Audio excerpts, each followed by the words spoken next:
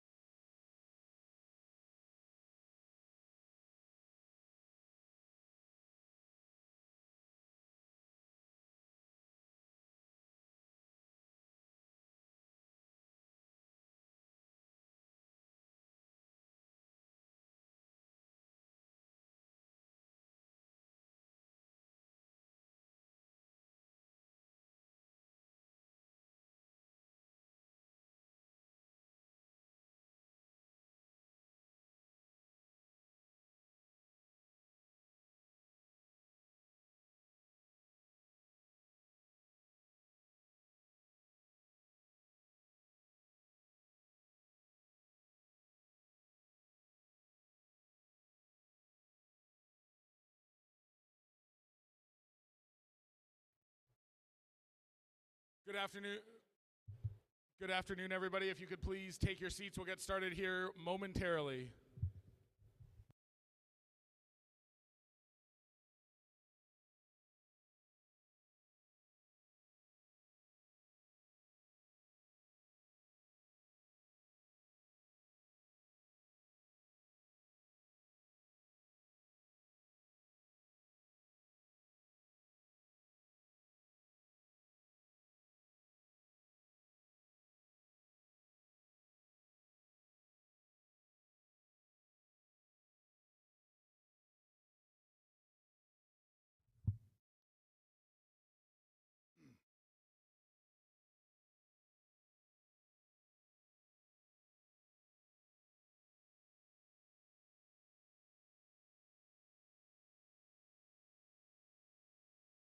We'll do a test. Test 1 2 3. More? 1 2 3 4 5. You guys can hear it up there? Louder? Can hear it yet? Louder, louder, louder, louder, louder. How about now? Wow.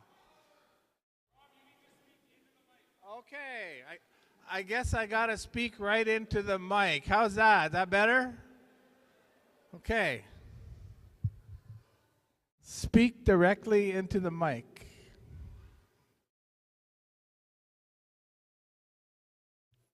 Welcome, everybody. Thank you for coming out to this important meeting.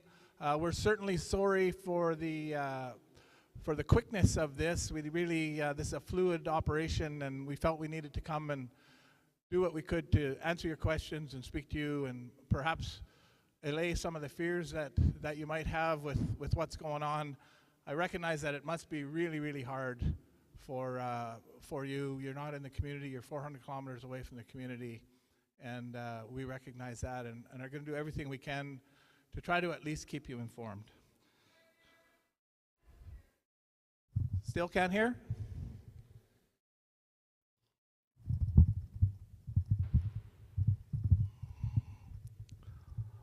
Wow. How about that? That better? Okay. So we'll start this meeting. I'd like to recognize that we are on the territory of the Treaty 8 traditional lands of the Danezau people, the Doig River, the Blueberry River First Nation, the Halfway River First Nation. I want to thank the elders for allowing us to be on this land, and I recognize the rights inherent in the treaty that belongs to both of us. So we are here today to provide a bit of an overview of the Parker Lake and fire and the Fort Nelson evacuation and address any of the questions that any of you might have. We've got some agencies here that are involved in all aspects of this emergency situation, fighting the fire, the evacuation and return, and finally the support services that all of you need while you're away from your homes. We are live streaming this, and what I'm told is over 100 people out there listening to this right now. So I'd like Chief Gail to start us off in a good way, and then I'll introduce all the panelists for some words.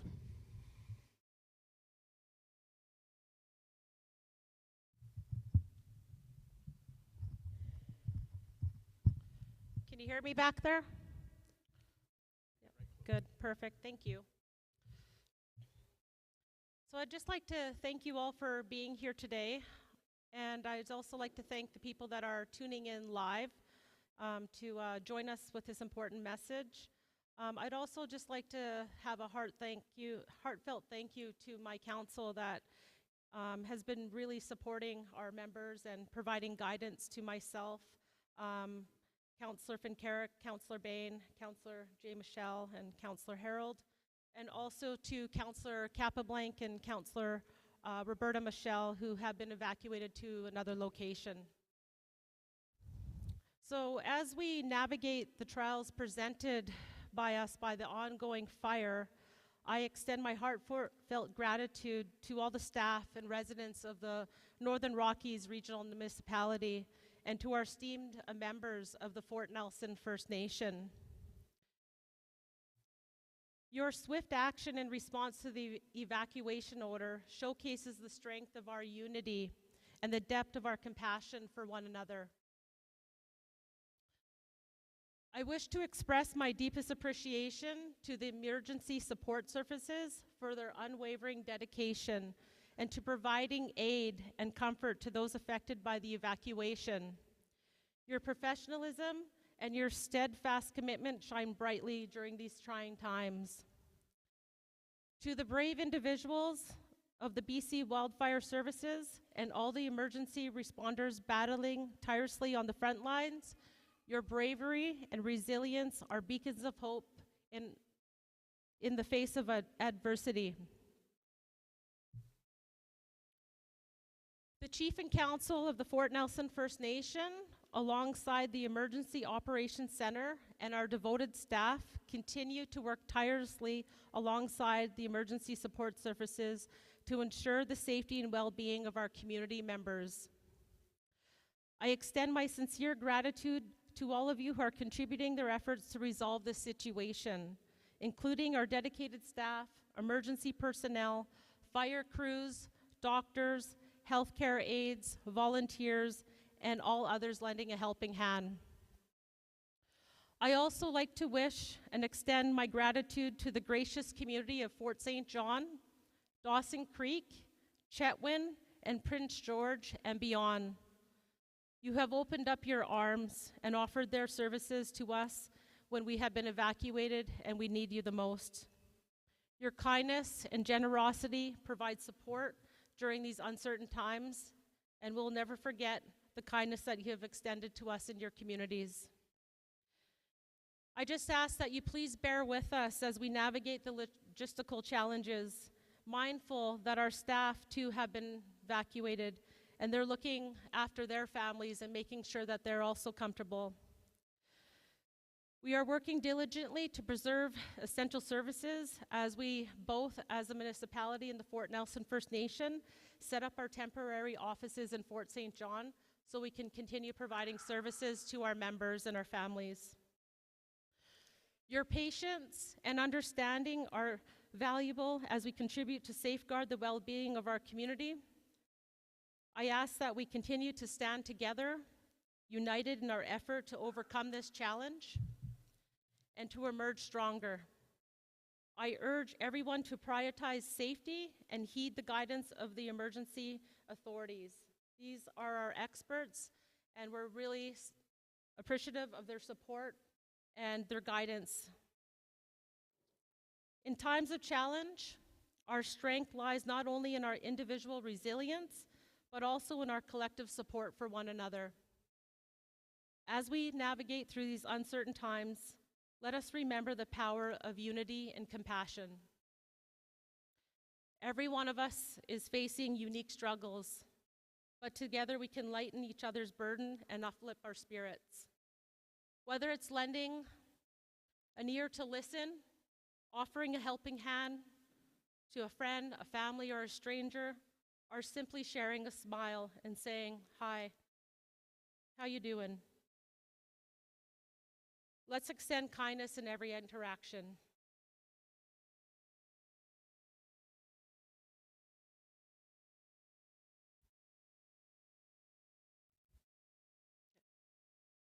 Can you guys hear me back there? Okay. But I didn't know if... Okay.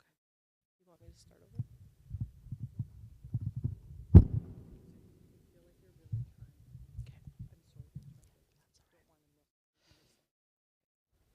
So the Chief and Council of the Fort Nelson First Nation, alongside the Emergency Operations Center and our devoted staff, continue to work tirelessly among our emergency support services to ensure the safety and well-being of our community members.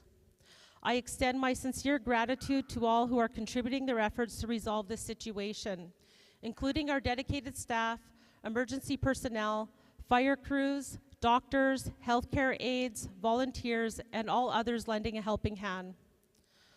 I also wish to extend gratitude to the gracious communities of Fort St. John, Dawson Creek, Chetwynd, and Prince George and beyond. You have opened up your arms and offered your services and your communities to us in our time of need and when we've been evacuated from our community. Your kindness and generosity provide support during these uncertain times. Please bear with us as we navigate logistical challenges, mindful that our staff too have been evacuated. They're working hard to look after their families and to making sure they're also comfortable. We are also working diligently to preserve essential services as the Northern Rockies Regional Municipality and the Fort Nelson First Nation set up our temporary offices in Fort St. John. Your patience and understanding are going to mean so much as we collaborate to safeguard the well-being of our community members. Let us continue to stand together, united in our efforts to overcome this challenge and emerge stronger. I urge everyone to prioritize safety and take the guidance of our emergency authorities. In times of challenge, our strength lies not only in our individual resilience, but also in our collective support for one another. As we navigate through these uncertain times, let us remember the power of unity and compassion. Every one of us is facing unique struggles, but together we can lighten the load of each other's burdens and uplift our spirits. Whether it's lending an ear to listen, offering a helping hand to your friends or family, or even a stranger, or simply sharing a smile or checking in how somebody's doing. Let's extend our kindness in every interaction. Let's build bridges of empathy and understanding. Let's stand by one another, offering encouragement and support until we all can return to our communities with renewed hope and strength. Together we are stronger. Together we will overcome with solidarity and warmth. I also just want to keep all the other communities that are facing the same challenges, including Doig River First Nation and the surrounding residents. Keep them in our prayers because they're also set up with their Emergency Operations Center and going through what we're going through at this time. So on behalf of my council, I would just like to say Musi Cho, hi hi, and thank you. And together we're Fort Nelson strong. So Musi.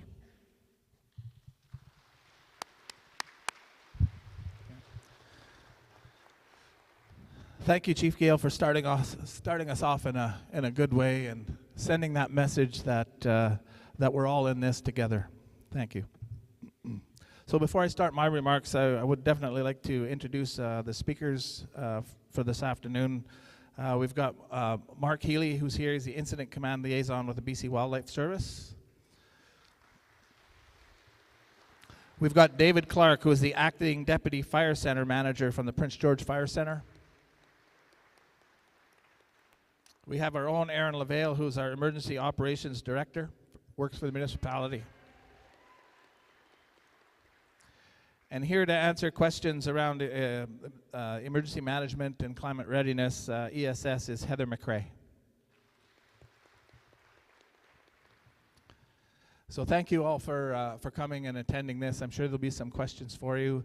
and you are the experts that can really assist our residents understand what the processes are here. So I would like to thank all those agencies from the communities across the province who have left their own communities and they've come to Fort Nelson. Fire Rescue, RCMP, the ambulance, BC Wildfire, they've left their homes and they've come to our home to help us out. So all of those people that are up there putting their lives on the line to protect our lives and property, I thank them from the bottom of my heart.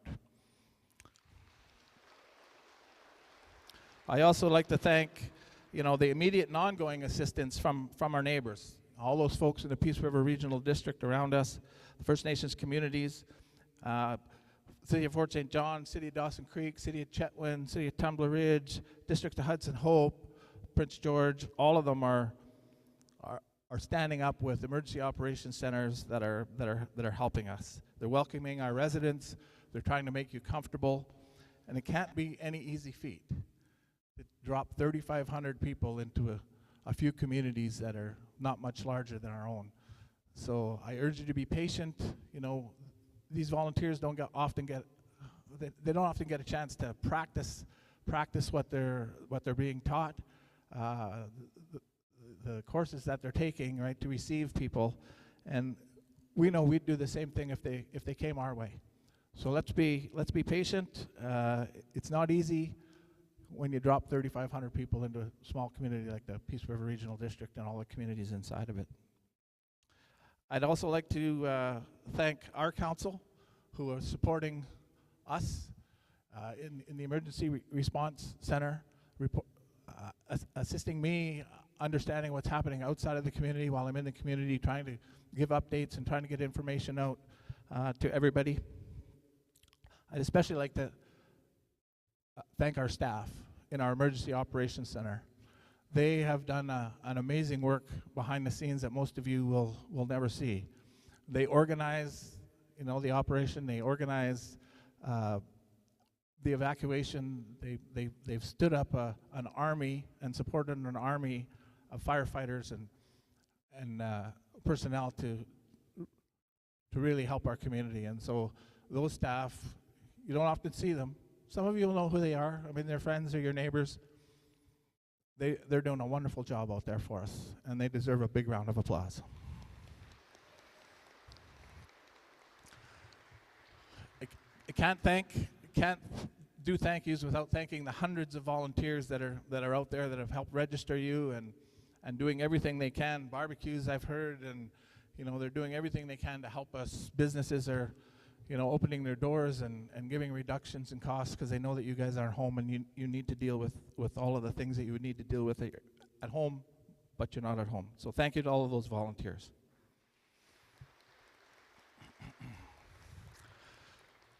So when I left this morning, the fire was pretty diminished, and I'll let Mark and David talk about the actual tactical situation with the fire. But the weather was calm. We had overcast, tiny bit of rain. Looked like in the forecast that there was going to be more rain.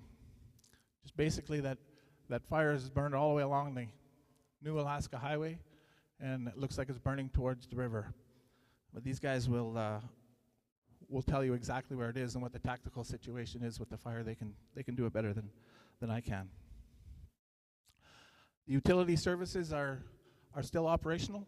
I know there's been a lot of rumors about electricity. The electricity has been on the whole time. We're monitoring it. You all know that there was huge fires raging around us. This one was a surprise to us. Took us by surprise. Took everybody by surprise. But we know that there was bigger ones out there, and those gas producers that are out there all around us, they've shut in. So there's not a lot of gas coming into the gas plant. So we know that our electricity is provided by natural gas that comes through the gas plant. So we know that there's, you know, depending on use, and unfortunately there's not much use up there right now, that we can last 7 to 10 days. And there, with the pressure that's in the pipeline, you know that they can last 7 or 10 days with the gas that's there generating electricity. So we're not in any kind of trouble yet, and I know the pipeline company is working hard at trying to figure out how they can backfeed pressure from the south to fill that line to keep it going as long as it needs to be. The natural gas is still on, except for the west end of the community. So everything from the arena out west, out to 312, Conackey Creek, Pioneer Way, the gas has been shut off out there, mainly because we got plastic lines, and if the fire starts to impinge on structures, there's potential for those plastic lines to burn up, and the natural gas pressure burning would just make it worse. So it was a tactical decision to shut down the natural gas in that part of the community, but the rest of the community has it, and we're grateful for those guys keeping it there. And we have them in town. They're prepared to make the fixes that they need to do as soon as we're safe and ready to go forward. So that's what's happening with the services there right now. The Northern Rockies Fire Rescue, they're working hard to support all the fire departments, and there's fire departments from all across northern BC are up there helping us with trucks and personnel. And so they work in conjunction with the Wildfire Service and their Emergency Operations Center. They've got that set up out at the airport, and so our guys are out there doing everything that they need to do to help and assist and set up a fire line along the old Alaska Highway, where if that fire does come closer to us, it has not jumped the highway in a big way. It's jumped the highway in a few places, but they've been able to put those fires out, and it's not impinging yet up on the old Alaska Highway. So there's a fire line set up there, and I'm sure that Mark and David will talk about what the structural protection unit looks like there. So, what's our role? There are really three sets of roles. And you might think that the Northern Rockies Municipality, being the ones who are responsible for the state of local emergency and responsible for the decision to do the evacuation, we do that with a lot of input from the Wildfire Service and our Emergency Operations Center, along with what's happening in town. So wildfire, they fight fire. We don't fight wildfires. We fight structural fires with our fire department. Wildfire branch in British Columbia have been fighting wildfires for a long time. They've got the most expertise. They've got the most experience. They've got excellent equipment. They've got the ability to monitor and really gauge how big these fires are and where they're going. They've got models that they can put the wind direction in, the size of the fire, all those types of things, and it puts out models that tell them what the behavior of the fire is, and they've got a lot of experience to feed back into those models to determine whether they're accurate or not. We get updates every day to kind of tell us, what's likely to happen. And sometimes they're wrong, and we're grateful for that because they made it. There was one expectation that fire, if the winds continued the way they were, that fire would be in town on Monday. It's not there. It's more than 2 kilometers away, and I think right now it's burning away from the community. So they'll talk about that. So our responsibility in the NRM is to move people. Once we determine that there's a state of local emergency and your life and property is at significant risk, that's when there's a decision to evacuate.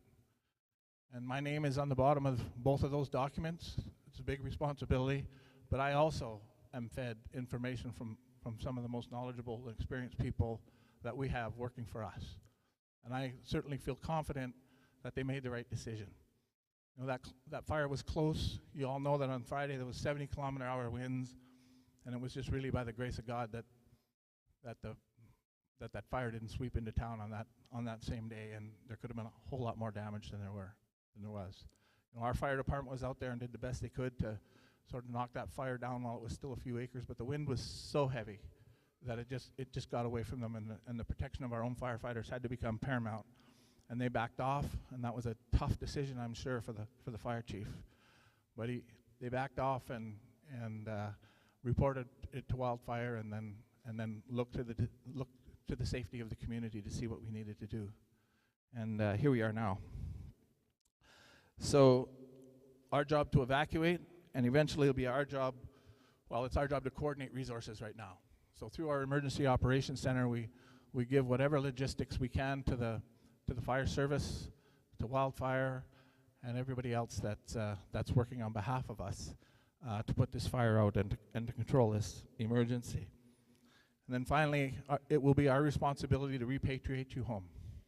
And in my final, after our speakers have spoken, we're just about towards the end, I'll talk about what those 5 steps are to get back into the community. ESS, that's a provincial organization that's mostly staffed by volunteers in the communities that are closest to the community that's evacuated. They really set up the reception center and registration using volunteers who have been trained to deal with the paperwork and to deal with local contractors and support services so that they know where to send you and when that's starting to get overloaded and then it's time to move on to the next community who does the same thing, sets up emergency response center. They're the locals, they know who their contractors are, they know who their suppliers are, and they set that up to really help support you and assist you when you come into their communities. Please remember, as I said, drop 3,500 people into a small area. It's a shock.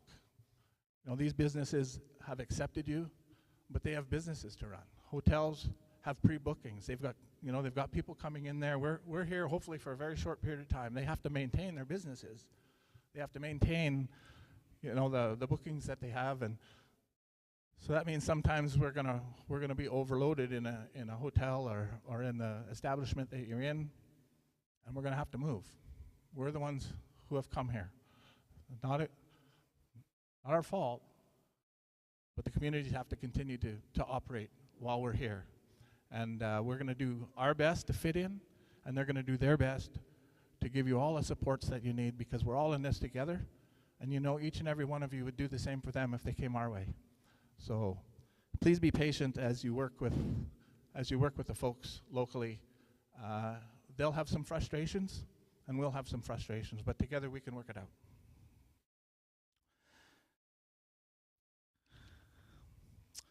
Yeah, so I think that's where I'll stop for now, and I guess I'll talk to the folks about how we participate before I ask the speakers to come up.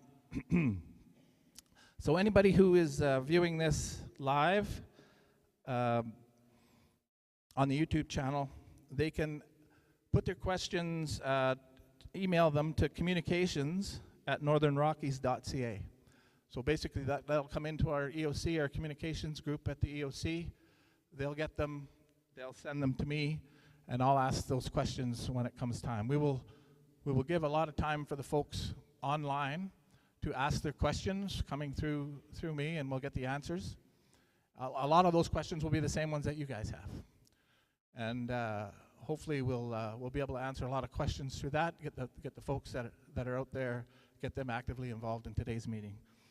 And then, once we've done that for, well, I guess we'll have to cut it off at some time, but, probably 20, 30 minutes, then we'll open the floor for questions here. There's a couple of roving mics.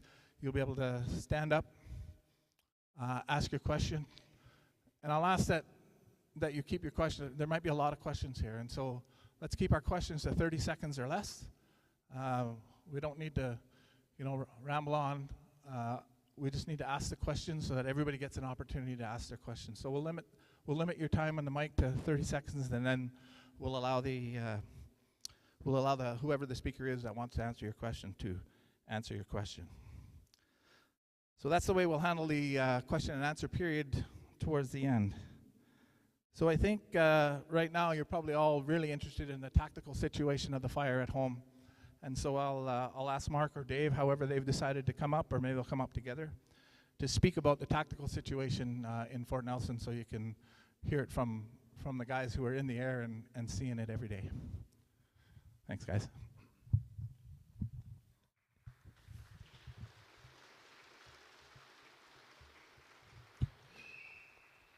Okay, yeah, I'm Mark Healy. I've worked with the BCWS for about 32 years, and my current role is the liaison officer, and I've been interacting since I got here on Sunday morning with the EOC, I'm going to say about 100 times a day.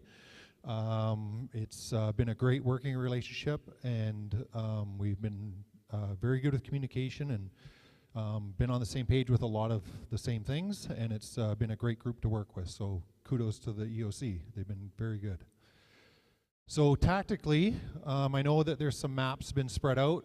I am from Kamloops, BC. I am not from Fort Nelson, so if I get the geographics wrong, sorry about that.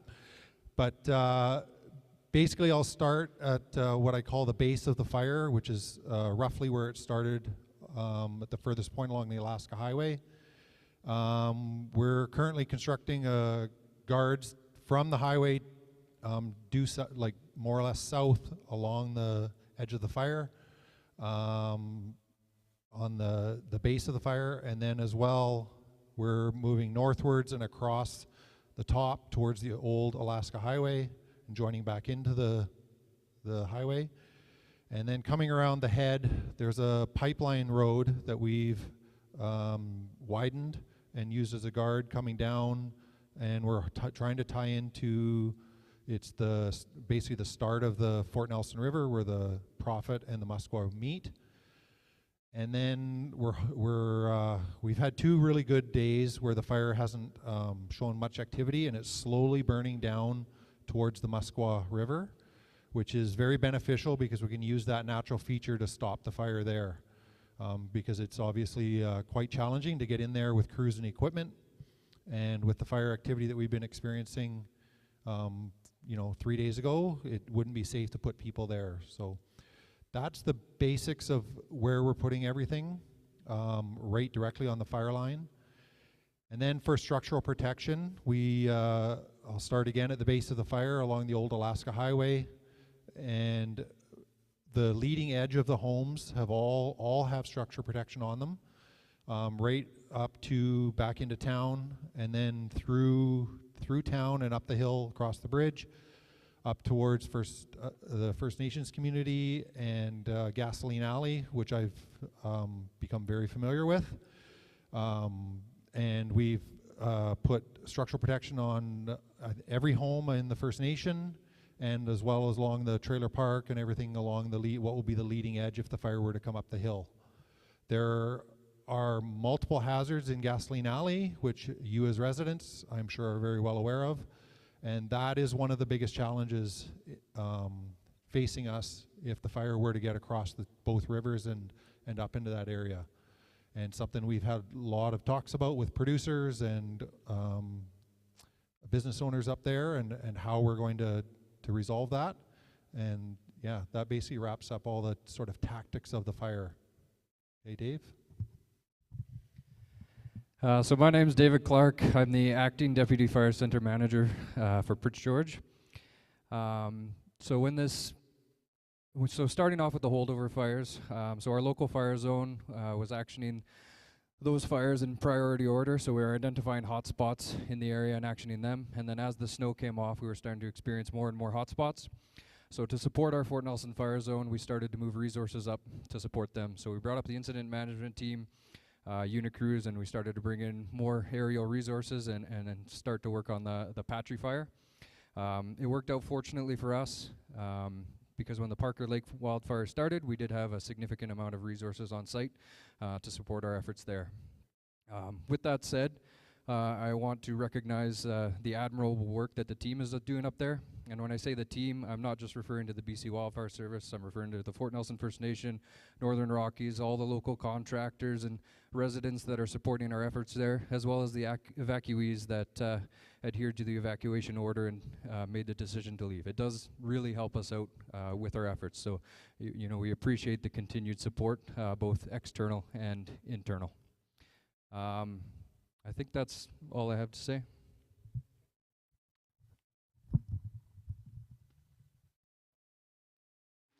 Okay. Thank you, gentlemen. So they were a little bit modest when they talked about what the structural protection looks like. They have sprinklers on houses and in yards on the leading edge, so the front edge where the fire is. Of course, those sprinklers need water, so they have hoses strung. There's got to be miles and miles of hoses that they've strung all over the right of way from essentially the 301 corner all the way to 308. There's huge 300-barrel tanks. You know what I'm talking about? All of them filled with water. There are pumps and bladders at all those places where they couldn't get they couldn't get the hoses to. So they put a bladder, they put a pump, and then they put hoses right on that particular property and put sprinklers out. So once they've done that, it becomes really important that we have enough water. So that's our responsibility, and we've got Harold there, our water guy, and he's doing everything he can to ensure that we're making enough water to fill all of those tanks and keep the pressure up. But it's really hard because we have got some people up there who are trying to protect their own homes that aren't really fire experts. They really don't need to have sprinklers going when there's not embers falling. But we haven't done a good enough job. We just bought a structural protection unit ourselves this year, and we're getting used to how we would set it up, and we really haven't had that opportunity to get with the residents who have bought these sprinklers themselves and talk to them about how they fit into the bigger picture of using structural protection and making sure that we have enough water in our community. So they're experiencing pressure problems out there because we're just not making the water fast enough for all the sprinklers that are out there. Where the wildfire service, they'll wait. They'll wait till the risk is there, and they'll conserve that water to use it when it's needed. It's good to soak down your property. It's good to it's good if you've got those sprinklers there. But the professional firefighters will come and turn those sprinklers on because you've done a great job for them setting it up. So you become part of the bigger picture. So we've got some work to do to educate ourselves and train ourselves so that we're knowledgeable if we're going to buy these sprinklers, how we fit those sprinklers into the bigger picture. So they've done really a wonderful job setting that up. And as they say, they've got a fire break from 312 essentially all the way down the pipeline from 301 all the way to the river. And we've got a fire line there along with all of this protection and the old highway. You know, that's where we'll make our stand. If this fire starts to move easterly towards the community, which will take a lot of wind to do that. Right now it's smoldering away. You all know if you've been out to Parker Lake and you've driven on the old highway, that whole section there to the south and west of the new highway, from Parker Lake all the way into town. You know that's black spruce and muskeg. A lot of you have probably skidooed out there, or maybe even quadded out there. You know that normally it's really wet. But it's black spruce and it's burning away, and as long as it smolders there, it's burning up the fuel that's out there. And you know, what I noticed is that the wildfire service has gone away from being defensive and they've gone offensive. It gives them the ability to, you know, fly that water where it needs to go to get on the offensive, to actually try to beat this thing. They can do backburns, you know, controlled backburns, watch what the wind is doing. They can predict what the wind is doing, and they can get out there and they can burn that fuel off. So if that fire, you know, it's 20 kilometers long, it's not that wide, and the face of it is, as they talked about, is down by the river, and if you were to draw a line straight across the river, it would probably come out on the highway again somewhere to the south of 292 subdivision. They've really been paying attention to be able to go on the offensive instead of the defensive. So they can get out there, and as long as that front of that fire is not coming towards the community, they're able to actually knock that fire down and actually start to put it away. So I think they're the experts. I feel with the weather the way it is, and if it holds, then they've pretty much corralled this thing, and they're going to kill this beast if the weather holds the way it is. So I'm really feeling confident that we'll get some kind of a word that fire is not impacting our community. The problem is that Patry fire. You know, there's no sense holding back. We might as well let you know that Patry fire is burned within 25 kilometers north of the community. It's burning mainly along the river, and that fire is, I've trapped out there a little bit. That fire is coming up against a big swampy area. If any of you have been out there to the north of the community, you know there's a ribbon and really nice spruce that follows the river, and then when you get up on top, there's an awful lot of swampy area, and that fire's up against that swamp, and it slowed it down, and that's what we can hope for is it stays in that swamp, and if it does get any wind, it burns along the fire and along the river and maybe jumps. But you know, there's a ribbon of decent trees all the way down that river, and I don't want to scare anybody. That's what those folks are there for. They know that it's there, and they'll do what they can to try to slow it down and woe it up. But that complicates you know, our ability to get back into the community. It's something that we have to think about, is that fire and how that fire is moving towards the community whenever there's a northern wind. Mostly it's blowing to the east. Hopefully it'll blow to the east and stay to the north of us and you know, keep going and not spread in its width to come down to where we are. But you need to know that fire is raging out there, and they're watching it. You know, I hear the briefings every day, and they always give us an update about what's going on up there. They're focused on this fire that's right on our doorstep, but they're watching that one really closely too. So Erin is responsible for health and safety in the community, our employees, and she sits in our EOC. She looks after planning, and it's through her work and all of the staff that have worked with her with respect to putting the evacuation plan in place. And we were right on the verge. And you can look at the internet at our webpage, and we were right on the verge of actually getting that out to the community. There were sessions planned at the end of the month. Erin was going to work with some of the local groups to really talk about what our emergency plan looks like, because you could predict this, and there were some people who were predicting this, and they were loud about it. We were working on it. You don't move 3,500 people 400 kilometers in 6.5 hours, including the seniors and the elders and the hospital, without having a plan. You don't make that up on the fly. There was a plan in place. You all executed it. Excellent. And we were able to move this whole community to safety within 6.5 hours. So Erin was responsible for that. She put the plan together.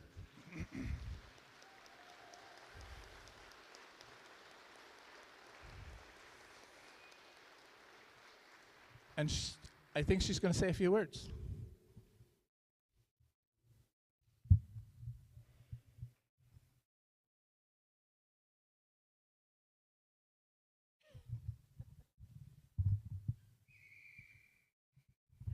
Hi, everyone. I think I know some of you, not all of you. I tend to stay in the background a lot more, so I'll just provide you guys a little bit of an update. And, you know, as the mayor said, our goal was to get out into the community to answer questions, to let you guys know what our plan was. But please know we had a plan. We had a plan. It was a good plan. It worked. And, yeah, our people are safe. So that's the most important thing.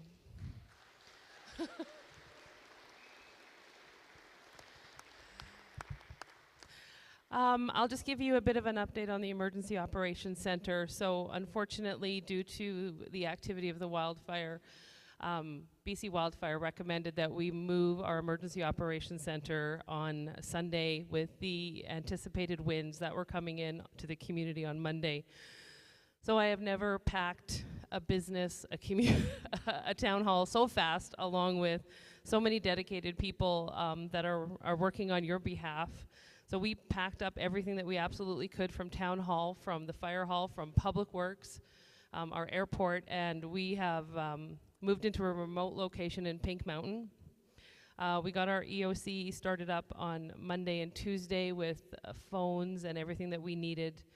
And so we're currently situated there, getting things going. You have over 15 plus staff currently living and working in Pink Mountain on your behalf, and trying to address all of the issues that are coming up, from logistics to access permits to ESS questions to agriculture questions to everything that's coming our way. And we are trying our hardest, and we are working our asses off, pardon my language, to make sure you guys get everything that you need.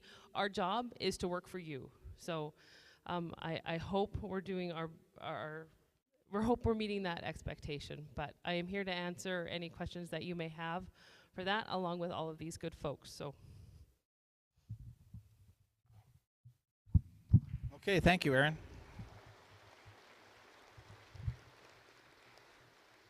So thank you all for your words. We're getting close to the question and answer period.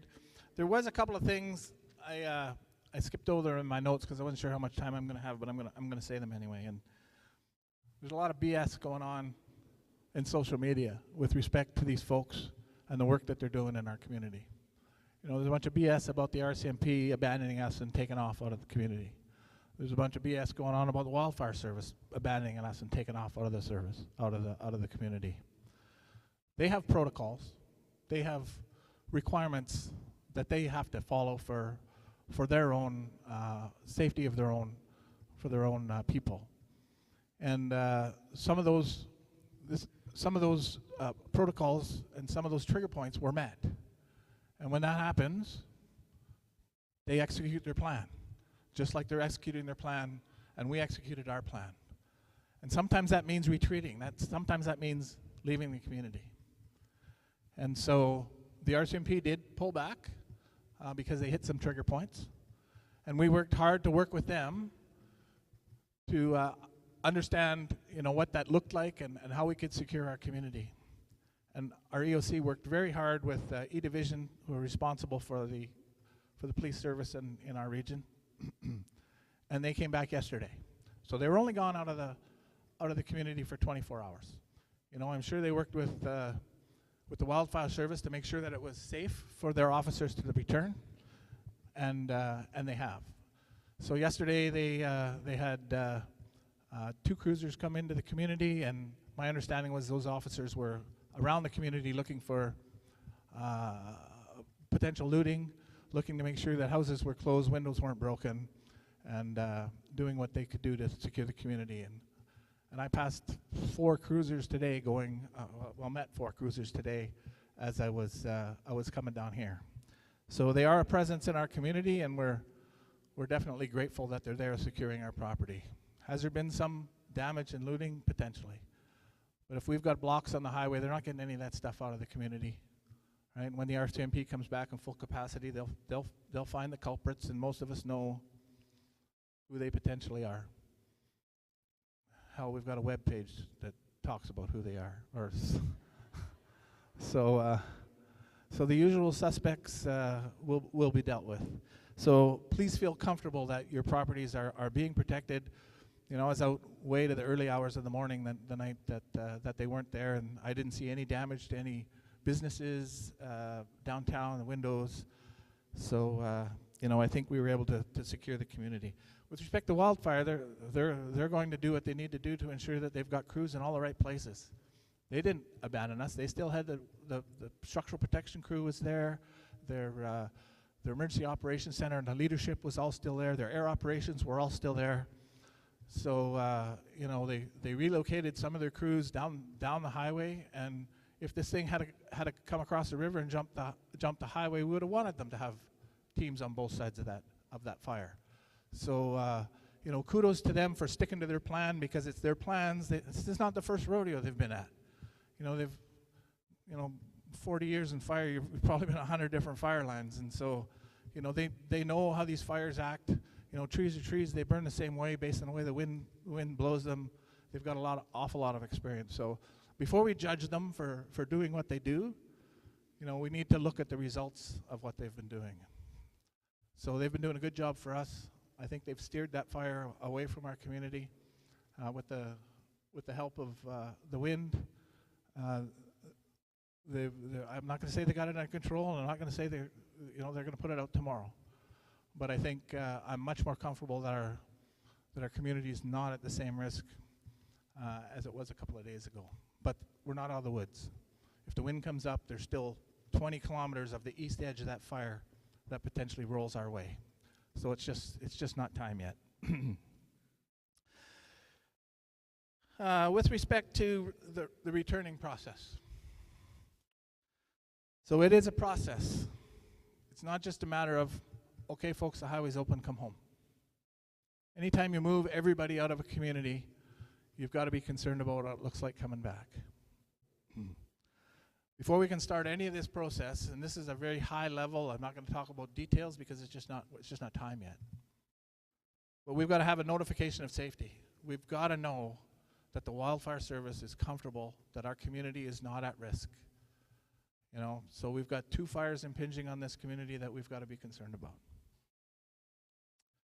Once we get that, then we'll have a return to the Emergency Operations Center and to coordinate what that return looks like. So our Emergency Operations Center and really the continuity of the business of the municipality, because we had to move that too. We didn't just move the emergency services. We moved everything that needed to be moved so that if we had to operate this community from outside of the community, we could do it. So the business continuity, you know, that's all the servers, that's all the files, that's all the, you know, the bookkeeping, accounting, and all the payroll, all of that had to be, all the taxation, all of that stuff had to be moved. And they did that in 12 hours, along with the EOC. It was amazing. So did they go dark? Did they not answer your phones? Could you not get information from them? Yeah, that happened. But that's because they had to go dark in order to move the EOC and the continuity of the governance and the municipality.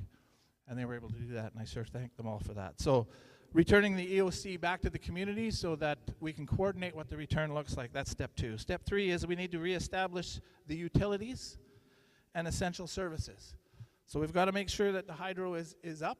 And the sooner we get back, the better. There's no doubt about that, dealing with hydro. I know you all are concerned about your freezers and your fridges, and they're all good now. The power has been on the whole time. But we've got hydro, gas, water, right? Because we've pumped an awful lot of water. We've got to let that system, we've got water coming up from the river, 80 million gallons we can hold. And we're pumping water from the river. It tells you how much water is being used out there. So water, the internet, Northwest Tel has to be there. And remember, there's a lot of services that provide the Yukon. A lot of those are down right now. And so we've got to get these utilities back in place so that we can use them and the folks in the north. Essential services include the hospital and medical services. It's going to take some time for the hospital to get back up and running. You know, so they have their contingency plans. I don't know what they look like, but I'm sure it's going to take some days for them to get the hospital up and running and get the ambulance services back into town so that they can be prepared for anybody that comes back.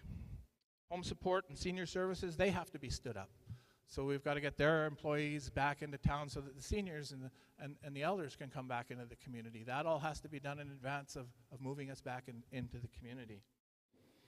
Heritage Place, Grace Manor, both of them will have to be up so that we can get. So it necessitates a staged return, potentially. So notification of safety, return of the EOC and coordination, reestablishment of the utilities and essential services, and then we've got to get the retail operations up. You got to have groceries. You know, some of the stuff there is going to be spoiled. You know, we've got to get both those grocery stores and the drugstores back up so that those essential services for you are there and available, and so we'll bring those back in. And a lot of these will happen at the same time.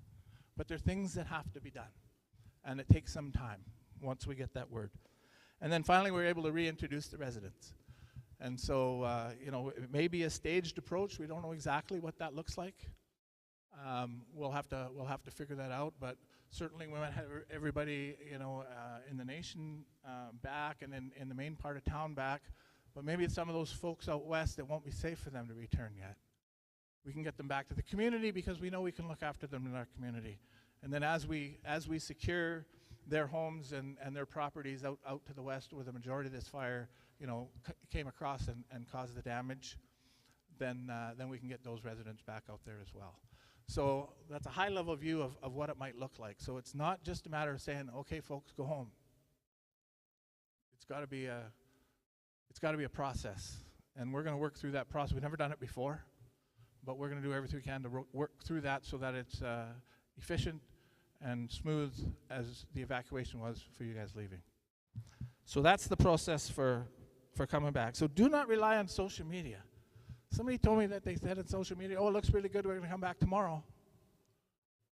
It's not going to happen. So do not rely on the social media for coming back to the community. Watch our website. Watch the NRM website. Watch the NRM Facebook page. And watch my Facebook posts. I've got a new skill that I've learned in the last little while, and that's live posting from Facebook.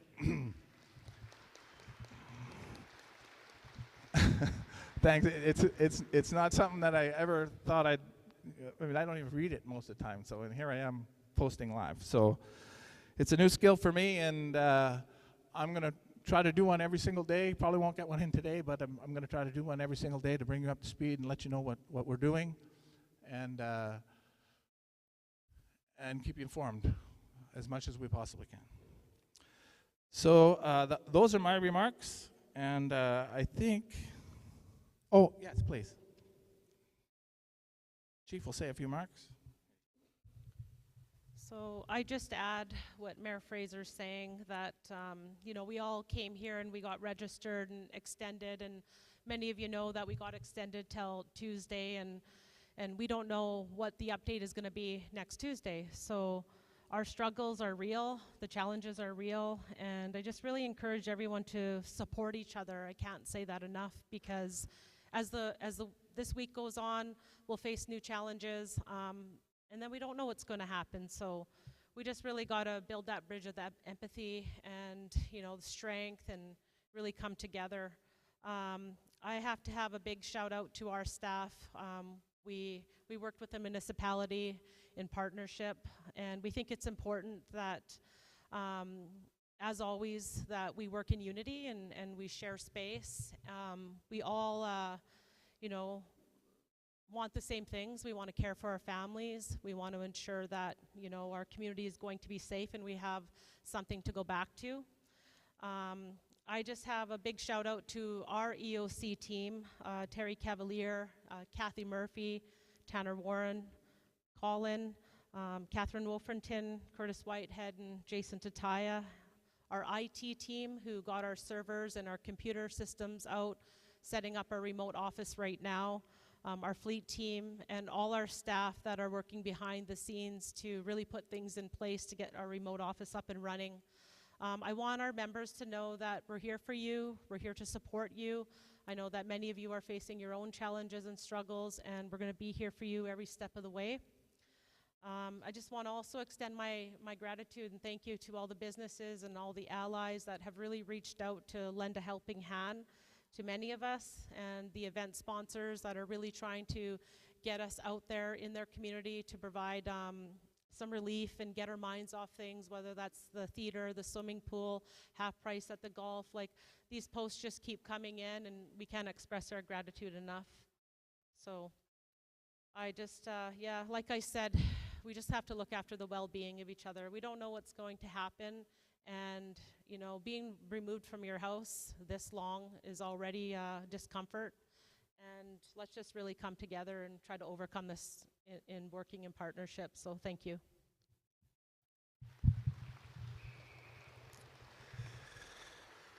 Okay, so I have several questions from folks who are online. The very first question, I may have answered it, but it's, what are the requirements for an order to be rescinded?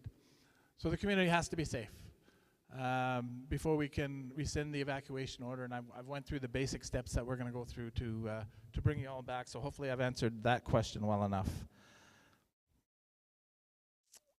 The next one is, I'm sure this is probably covered in your update, but one of the things I keep hearing as a reception center is people are wanting to know the sense of length of time we may be out. Don't know if it's possible to provide the possible best case scenario so people know the minimum that they need to plan for. I've tried to explain what the process is that we're going to have to go through to get back. The fire is still burning, and there's another fire burning to the north of us. And so, we're not going to get an all clear. We're not going to get that notification of safety unless it's actually safe. And so we can plan. We can't actually start executing that plan until we get that notice of safety, and the wildfire service are going to be the ones who tell us what that looks like, and there's no guessing what that might look like. So I'm feeling more comfortable that that our community is safer than it was a couple of days ago, but we're not out of danger yet. Next one, we are so grateful to those courageous local contractors who are fighting on the front line, but who will provide them with essential supplies when they run low, such as food and fuel. So that's one of our responsibilities in the Emergency Operations Center, is to ensure that the resources are made available. There was, I saw on social media, the concern about, you know, food for some of the local firefighter crews. We've made arrangements to ensure that they can be fed at the Woodlands along with everybody else. So they can come in there morning, lunch, supper time. You know, if for some reason they're on the fire line, they don't think they can get out there, and they get the word in that they need 50 bag lunches or, you know, 30 suppers, then we'll make sure that they get those and they're put out there. Ed and his crew have done a fantastic job putting all of these firefighters and personnel up at his hotel with limited numbers of people to assist. So kudos go out to Ed, and he's feeding them, and we have the ability to bring food into the community for Ed to make sure that he has all of the resources that he needs. So it is our responsibility, and you know, I saw what went around on Facebook here a little while ago, the request, and so that request, as far as we're concerned, has been answered. Those firefighters will get fed, and they won't have to cook for themselves. It says, why was a state of emergency not declared? There was a state of emergency declared. You just didn't hear it because it happened so fast, right? And the same day that we put out the first notice that there was evacuation alert was that same that was applied for other things. And then wham bam, thank you, man, in the afternoon, in a matter of a couple hours, we had to do evacuation order, and that has to be done along with a declaration of state of local emergency, and that was done. As I said, my name's on the bottom of those, so if you've got some concerns, you can talk to me about that. This one, why is nobody getting reimbursed if they paid for their hotels before getting ESS? Why is getting ESS so hard? Why are they not appropriately meeting people's needs? Some people get clothing vouchers, some don't. Some get dog vouchers, some don't. Why are people in other provinces that are stuck or trying to help out with ESS services not getting any help? You want to come up and answer this one, please?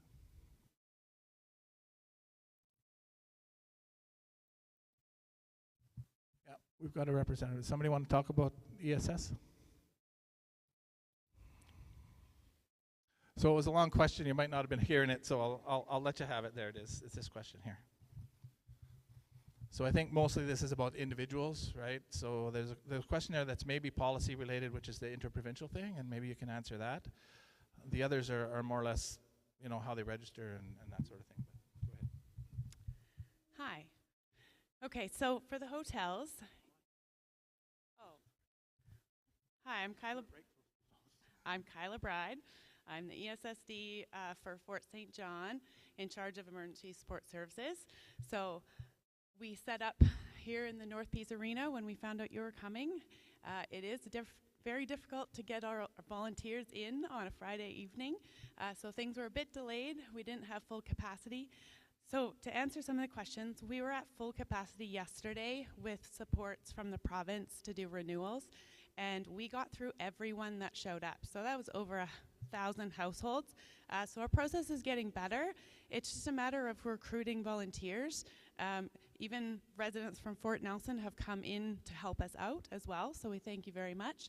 And yeah, Robbie, you were saying it takes so much effort to bring you all into the community. We're calling hotels constantly, keeping in contact, but things are always moving.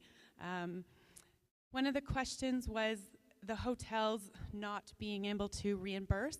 And yeah, so we're making exceptions for you because we've been told people leave and we can't get to your number because that's based on our capacity. And so we've been retroing one day, but there's a couple of the hotels, if you booked on a third party, they are totally unable to reimburse that because that's a third party. So Travelocity, Expedia. So we're working with trying to figure out how that's possible. So if we had saw you in an evening and told you we weren't going to get to you, when you came back the next day, then we're reimbursing you. And that's against policy. We are trying to make that work for all of you. The other question was about just the difference of everyone receiving things. It's all based on your needs assessment. So if you had time to grab some pet food or clothing and you didn't need those supplies when you came in, it's just based on your needs assessment.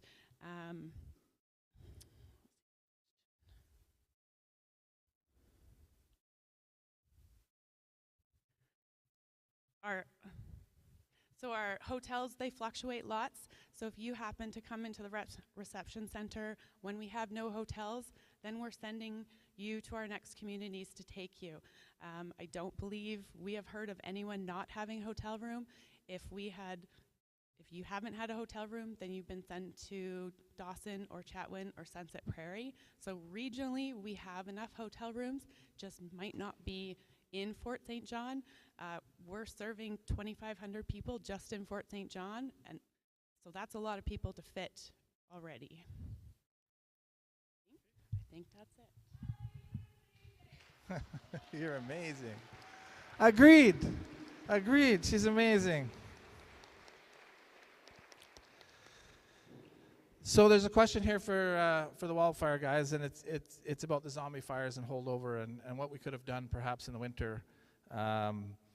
You know, specifically that Patry Lake fire and finding hotspots and maybe putting them out with dozers, and then another question about what are the bombers doing?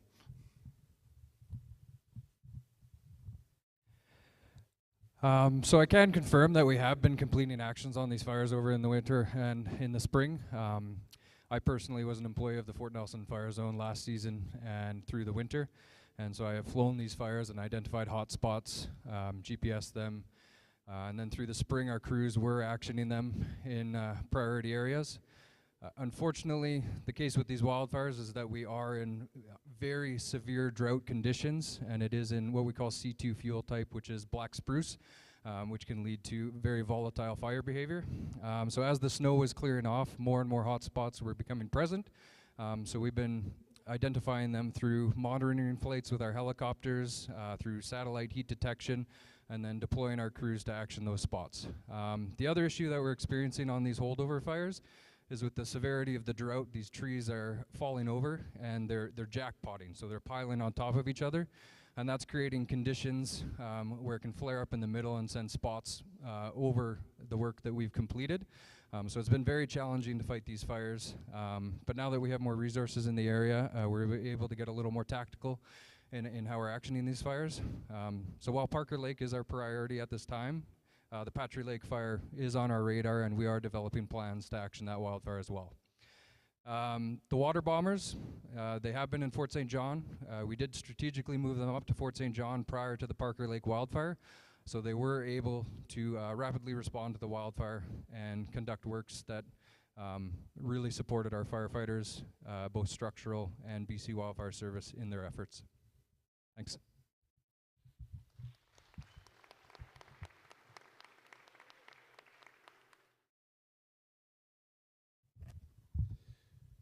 Okay, I've got a question here that talks about resident's husband is in Fort Nelson fighting the fires.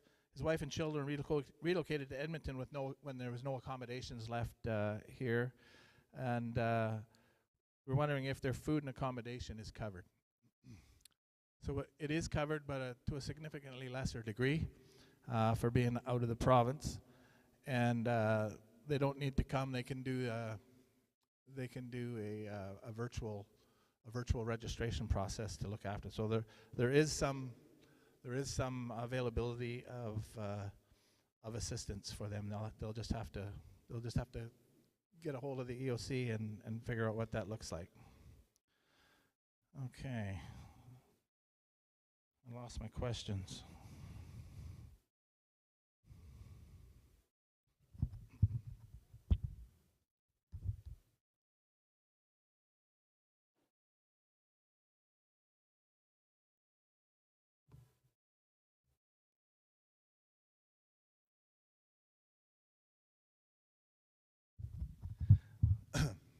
There's an awful lot of posts on my on my phone, so I had to find which one had the questions in it. All right, so we talked about the water bombers. When we return, will we return to an alert status or to an all clear? I'm not sure about that answer. Does anybody know if you know, will it be all clear or will we still be on alert? I guess it depends how far fires are away from the community. Yeah, so it'll be an alert status we'll come back to.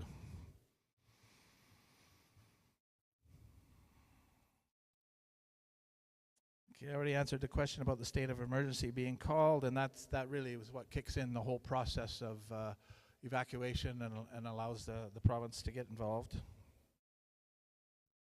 What's being done at the 292 subdivision? So you know, the fire is potentially headed in that particular direction, and so they did structural protection out there. I drove through there. I think it was, everything's running together. I think it was the day before yesterday, and I saw some tanks and bladders out there. I don't think I saw anything on the ground, but I think they were in the process of setting it up. So there was tanks and bladders, and they were filling them. So I suspect that the 292 subdivision would be covered as well. At what point will the school be canceled for the remainder of the year? That's a good question. That's something I think we probably have to get the school board to answer, and we don't have any representatives of the school board here. So that's one we'll have to find the answer to. Aaron's got that written down, and you know, we'll get that answer out on the Facebook page and on the website and my live feed.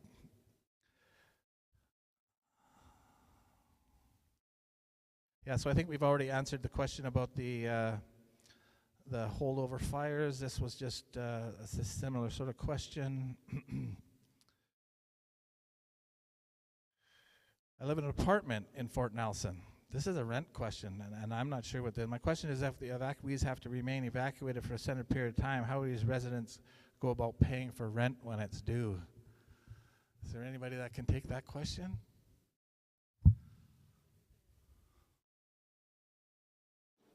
Yeah, so that is one thing that I did want to mention, and that's if you have insurance, you should be checking with your insurance provider to see what it is that they can provide for you, because there are, you know, when there's state of emergencies and evacuations, some of your policies will allow for additional supports for you. So check with your whoever you bought your insurance from, and I think that's another one that we're gonna have to ask the province about rent payments. What are the current projections for the Patry fire given the forecasted winds from the north? And I think we talked about that already too. It potentially can move towards, it's being held right now. It all depends on how heavy those winds are, whether it'll skip over this this big area of muskeg swamp that must be still wet to some degree because it's holding that fire to, you know, it's holding a fire, and then, you know, how quickly will it move, you know, down the river is anybody could guess that. And you know, I think that we don't have any projections from the wildfire service at this point as to whether or not the winds will blow that towards us, or how long that might take.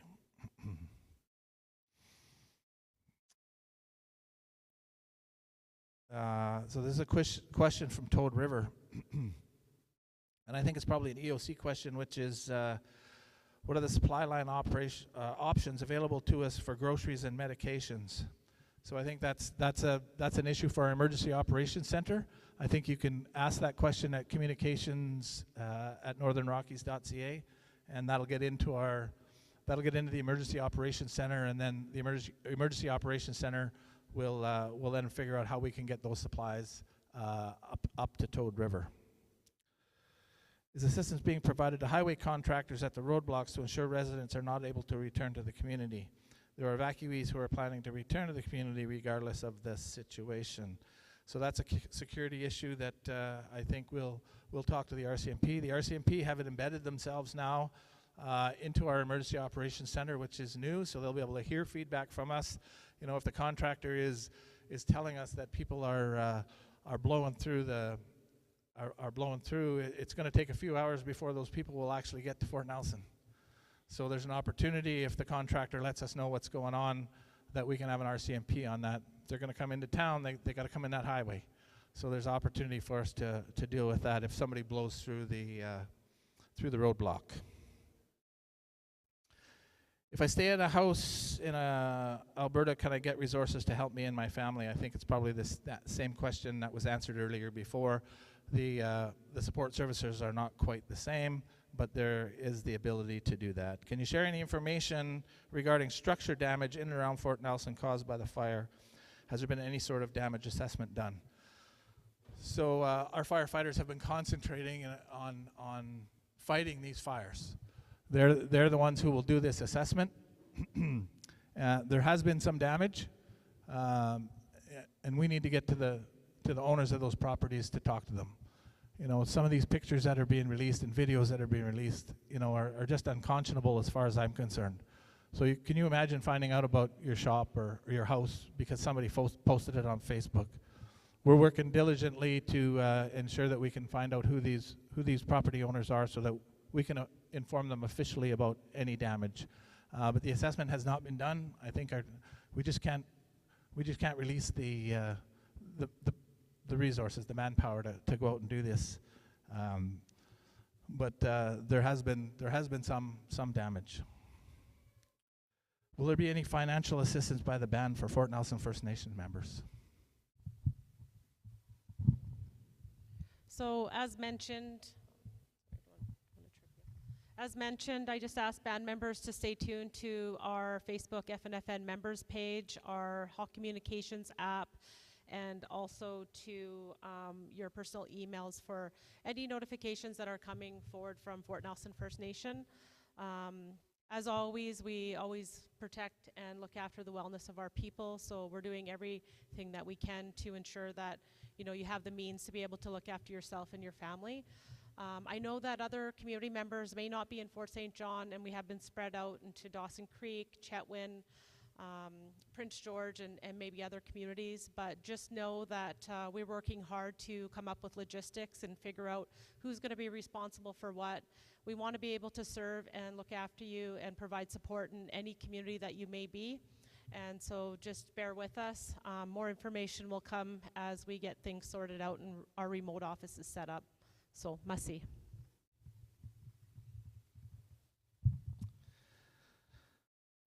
Okay, thank you. I'm starting to get to the end of these questions. What is happening at 307 and 308 at this time? Is there hydro? So that would be, yeah, we're checking on that. That would be west of the Radar Road. I know there's power on the Radar Road. I'm not sure beyond that. I know there's some power poles down further out, that's for sure, where the head of this fire was. But I can't answer that question because I didn't go out there when it was really dark. Aaron's trying to get that answer right now. Okay, that's all I have for questions on my phone. Do we have the roving mics out there?